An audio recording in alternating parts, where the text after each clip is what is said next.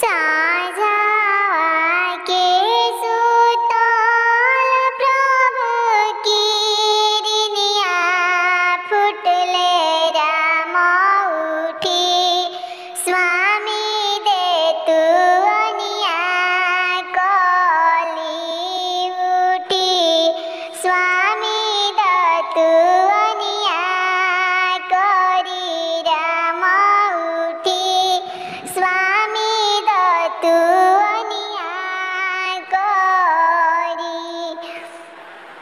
कैसे मैं उठी धनी दे तू अनिया करी राम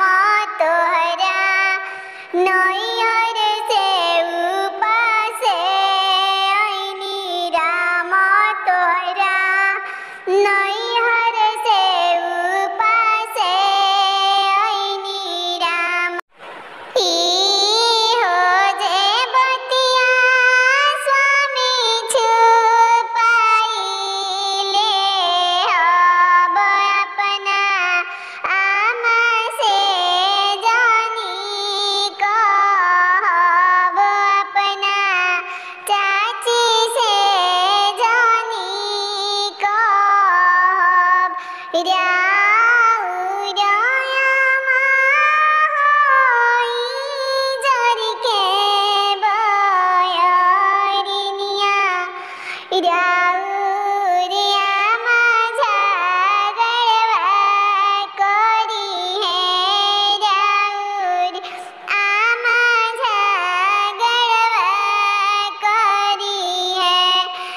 चिट्ठिया पर चिट्ठी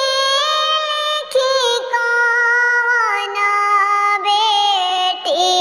भेजे ली हो पापा के हाथे भेजे ली हो चाचा के हाथे घरवा दुअरवा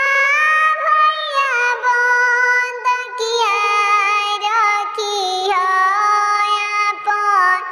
जी